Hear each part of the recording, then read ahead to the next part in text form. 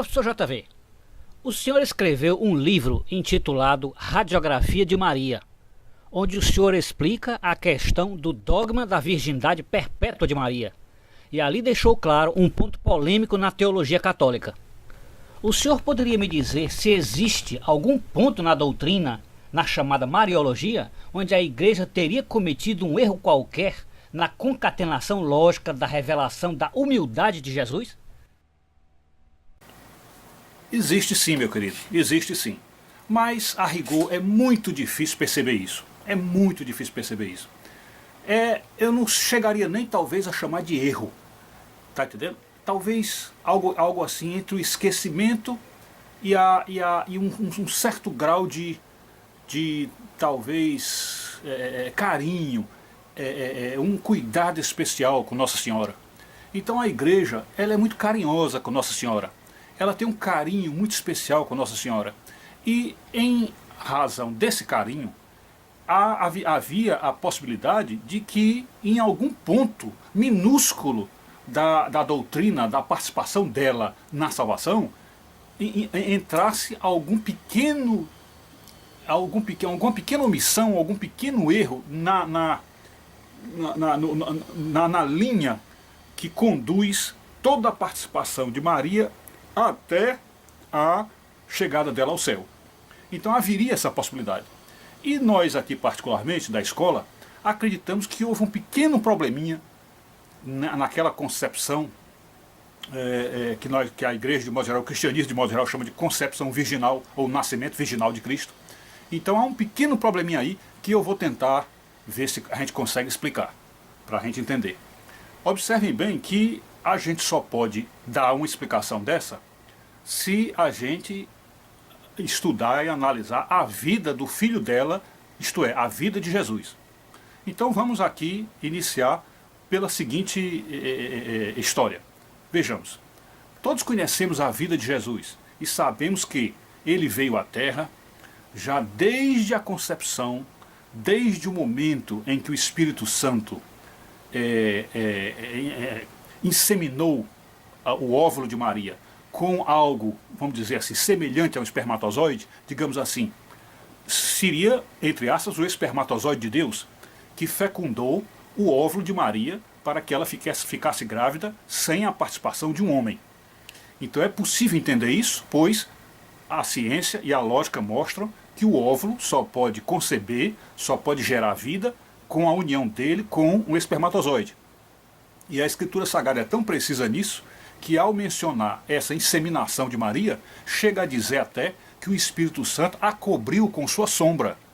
Isto é uma coisa interessante porque pode-se pensar, ou poderia pensar até, que se tratasse de uma espécie de um coito entre ela e o Espírito Santo.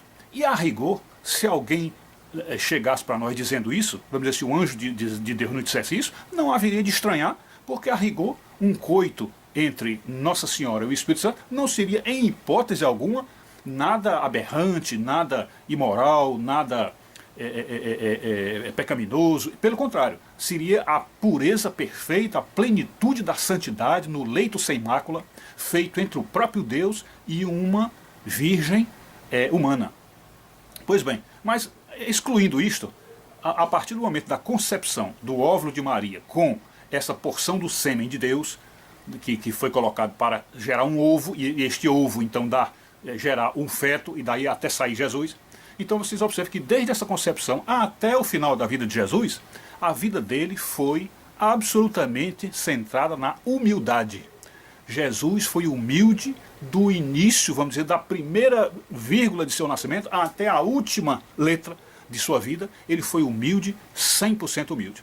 Então ele foi concebido na humildade, ele nasceu na humildade, ele morou numa casa humilde, filho de família humilde, teve uma infância humilde, uma adolescência humilde, uma juventude humilde, ao ponto de, pela humildade dele, provavelmente, chegou-se até a se omitir dentro da Escritura Sagrada aquele período de 12 aos 30 anos, pois, evidentemente, pela humildade dele, talvez os escritores canônicos tenham até achado que nem haveria necessidade de contar o que de fato estava ocorrendo na vida dele dos 12 aos 30 anos. E a partir dos 30, quando a Escritura volta a mencionar ele, novamente se vê Jesus na humildade, convivendo com os humildes, vivendo com os pobres, como ele sempre teve a vida com os pobres. Então, depois dos 3 anos, ele vai até o fim da vida dele na humildade, morre na humildade, condenado como um marginal no meio de 2 ladrões, numa cruz que era um símbolo da vergonha lá para Israel, de criminosos que eram colocados na cruz.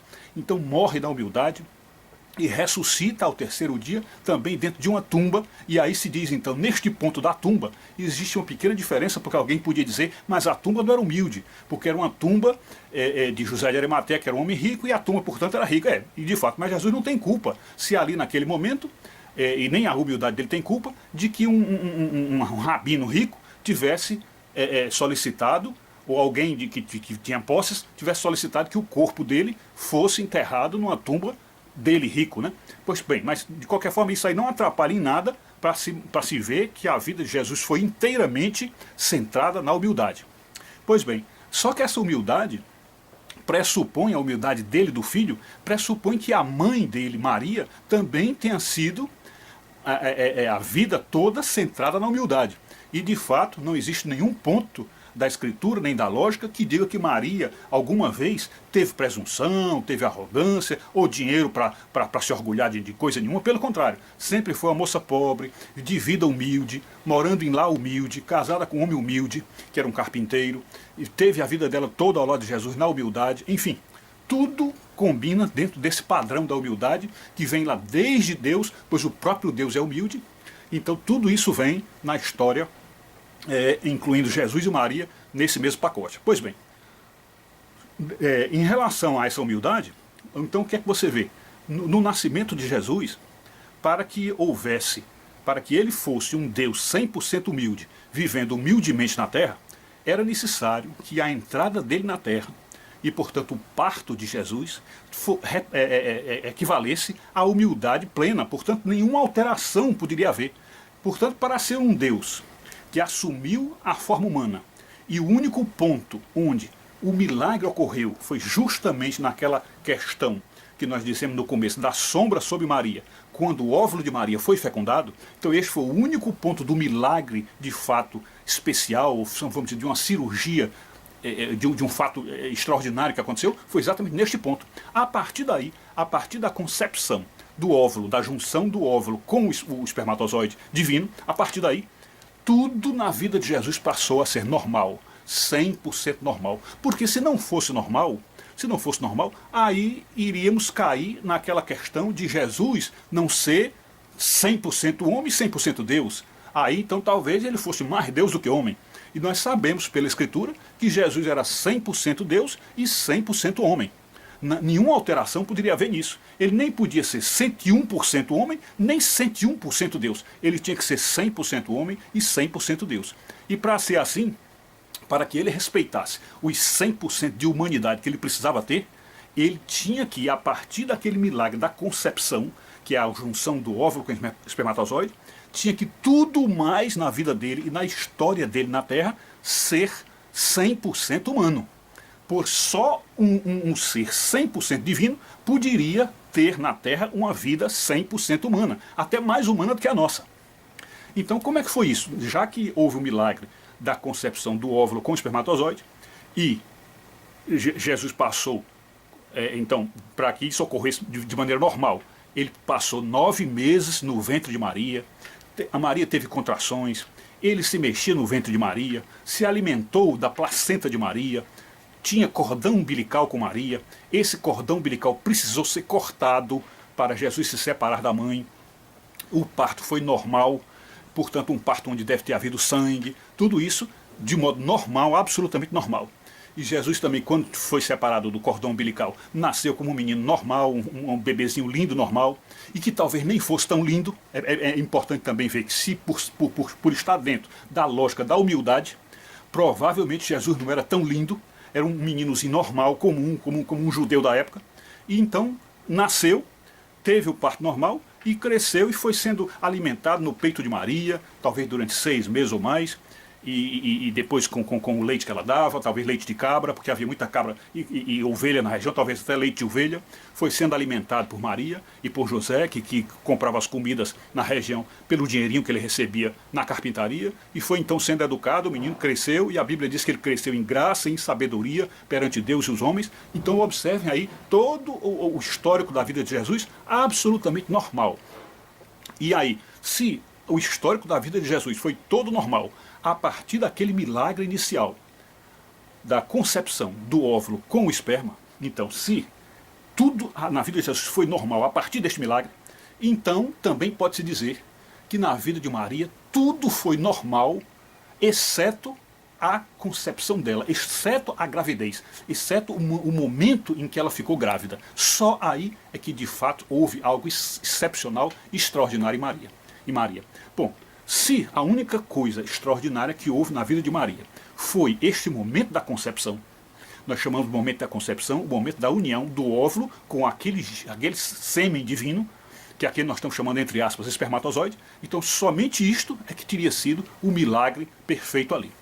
Se a partir desse ponto tudo passou a ser normal, então como é, agora olhando pelo lado de Maria, como é que então foi essa gravidez? Foi então, ela teve a concepção, o menino então foi gerado, o feto foi gerado, passou 9 meses na barriga dela, no útero dela, se alimentando da placenta dela, ela fornecendo as substâncias e as vitaminas e tudo que é necessário para que um feto viva e nasça bem.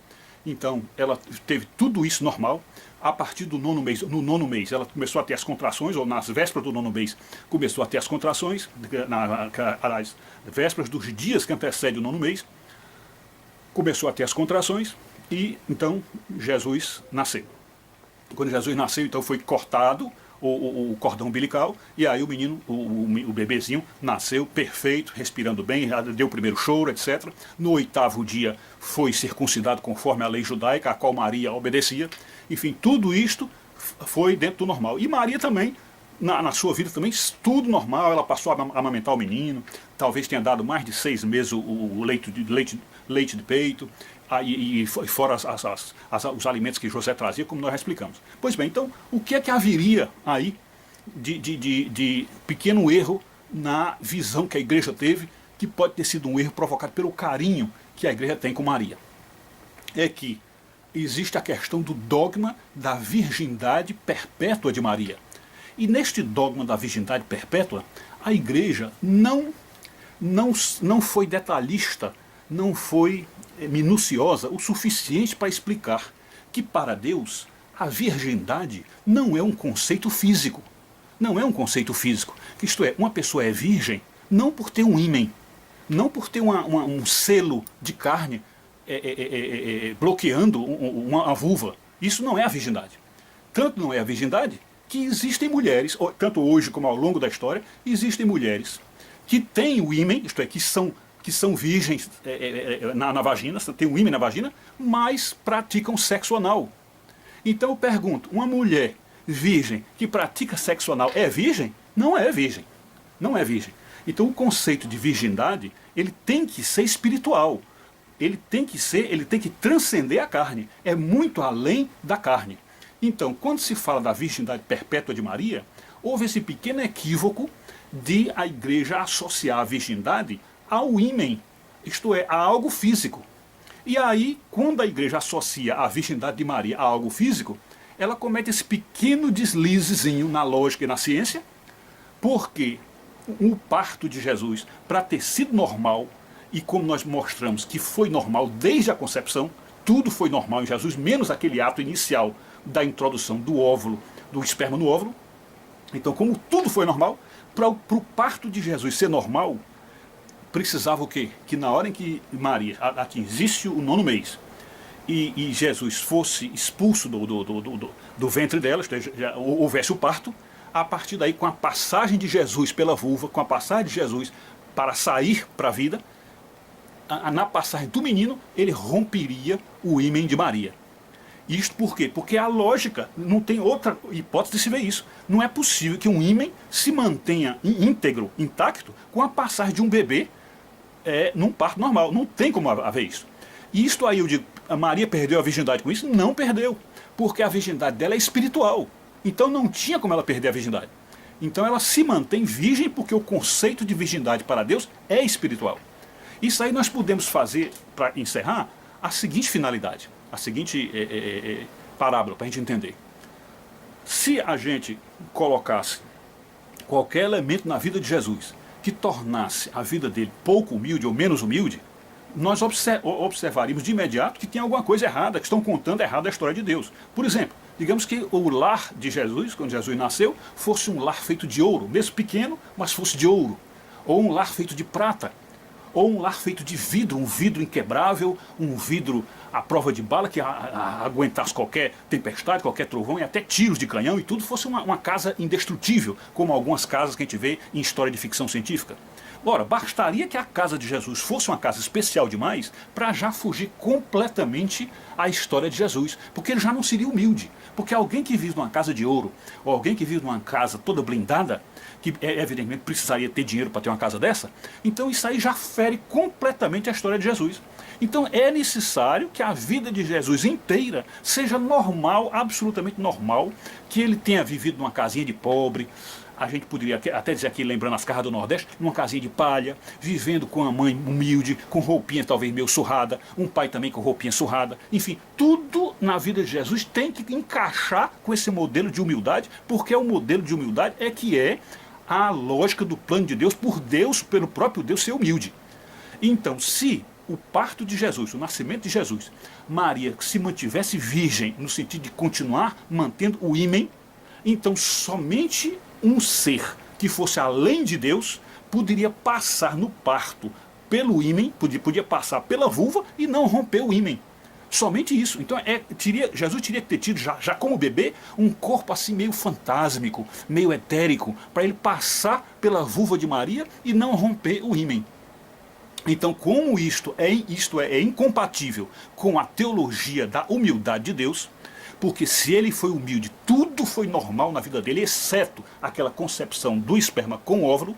Então, se tudo mais foi normal, também foi normal na vida de Maria. E se foi normal na vida de Maria e na vida dele, porque tanto ele como Maria eram humildes, então Maria perdeu a virgindade com o nascimento de Jesus. A virgindade que eu digo, o ímen. O ímen, não perdeu a virgindade, perdeu o ímen. Porque a virgindade dela é eterna, imutável, santa, gloriosa e jamais foi alterada, porque ela no coração e no espírito ela é 100% virgem.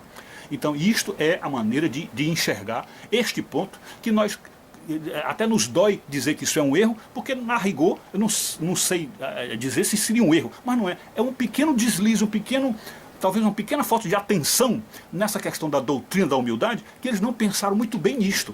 Que, de fato, para que todo o nascimento, todo o conjunto da obra de Jesus fosse humilde, era necessário que o nascimento dele fosse 100% humilde.